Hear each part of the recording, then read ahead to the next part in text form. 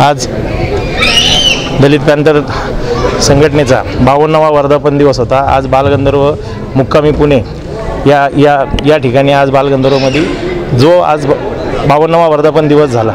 आपण 52 वर्ष झाल्यामुळं आपण जेवढ्या महाराष्ट्रामध्ये ज्या पॅंथर स्टाईलमध्ये काम करतात, गोरगरिबांसाठी धावून जातात, शेवटच्या घटकातल्या व्यक्तीपर्यंत पोचण्यासाठी जो व्यक्ती कष्ट करतो, जो त्यांना न्याय देण्यासाठी, त्यांना मदत करण्यासाठी खर्चाने घरावर तुळशीपत्र ठेवून जो कार्य करतो, अशा महाराष्ट्रातल्या पॅंथरांना आम्ही शोधून काढून 52 पुरस्कार आज इथं आम्ही त्यांना देण्यात आले। त्याचप्रमाणे जो पॅंथर म्हणून कार्य करत आहे त्याचाही मान सन्मान इथे आज करण्यात आला।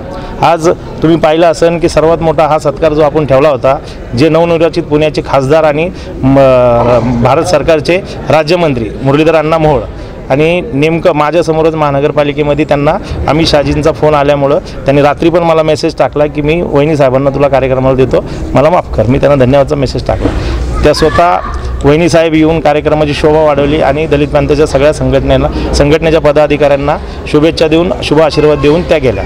रुपालीताई चाकणकरांचा आपण पॅंथर स्टाईलमध्ये सत्कार करणार होतो, कारण ती त्या सत्काराच्या खरंच सत्कार मूर्ती म्हणून शोभतात।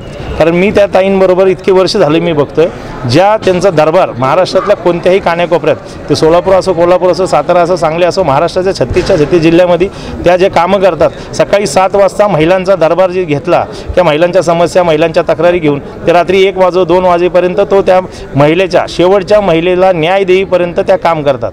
खरंच त्या परिवारांचा जसा सांभाळ करतात तसंच पूर्ण महाराष्ट्रातल्या सर्व महिलांसाठी त्या चांगल्या धाडशीने पॅंथर स्टाईलने काम करतात। म्हणून त्यांना पॅंथररत्न पुरस्कार आपण जाहीर केला होता। अचानकमध्ये त्यांच्या मावशीचं निधन झाल्यामुळे त्या ताई आपल्यासाठी येऊ शकल्या नाही। त्याचप्रमाणे ज्या शुभ हस्ते आपण हे पुरस्कार देणार होतो, चंद्रकांत दादा पाटील त्यांचं पत्र आलं आहे, स्वतः दादा म्हणले की कॅबिनेट असल्यामुळे आणि तुम्हाला माहिती आहे पावसाळी अधिवेशन असल्यामुळे प्रयत्न दादांनी खूप केला। काल सोलापूरला होते, त्यांना जमलं नाही, त्यांनी पत्र देऊन शुभेच्छा आपल्या दलित पॅंथर संघटनेला दिले।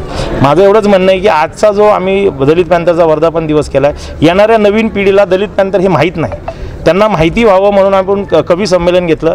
थोर कवी होते जे दादांबरोबर राहिलेले, सरोदे साहेब असतील, मोरे साहेब असतील, त्याचप्रमाणे आपल्यामध्ये जे पॅंथरमध्ये कामं केली, जे आत्ता सध्या नामदार रामदासजी आठवले साहेबांबरोबर आता काम करतात आहे, जे आपले जानराव साहेब आहेत, परशुराम वाडेकर साहेब आहेत, असे जे जुने पदाधिकारी जे पॅंथरमध्ये काम केले, त्यांच्याकडून पॅंथर काय आहे हे आजच्या नवीन पिढीला समजण्यासाठी हा पॅंथरचा वर्धापन दिवस आपण पुण्याच्या मध्यवर्ती शहराच्या मध्यवर्ती ठिकाणी ठेवण्यात आला। आणि आज खरंच मी सांगतो की माझी जेवढी पॅंथरची, माझी पारधी समाजाची जी काय कार्यकर्ते आलते, ती लांबून आलते, श्रीगोंदापासून, आष्टीपासून, दौंडपासून पार ते मांडवगंज पारंड्यापासून सगळीकडनं आली होती। त्यांच्या खूप समस्या असतात, त्यांच्या समस्या निरासन करण्यासाठी, त्यांना न्याय देण्यासाठी दलित पॅंथर नेहमी त्यांच्या पाठीशी राहिलेली। आज ते बहुसंख्येने आज इथं आले होते, मी त्यांचंही मनापासून मी आज आभार मानले, कारण ती नेहमी मला संघटनेसाठी मदत करतात। आज तुम्ही पाहिलं असेल की पुण्यामध्ये आज किती मोठं पावसामुळं आज किती हानी चालली आहे। आज जिल्हा अधिकाऱ्यांनी पावसाची आज सुट्टी जाहीर केली होती।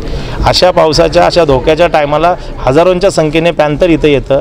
म्हणून मी म्हणतो की दलित पॅंथर संघटना 1972ला जशी होती तसंच पुन्हा येण्यासाठी ह्या आमचा अहोरात्र आमच्या सर्व पॅंथर पदाधिकाऱ्यांचं सगळ्यांचं श्रेय। आम्ही सगळे मिळून कामं करतो, तेव्हा कुठेतरी एक चांगला कार्यक्रम होतो आणि समाजामध्ये एक चांगला संदेश जातो।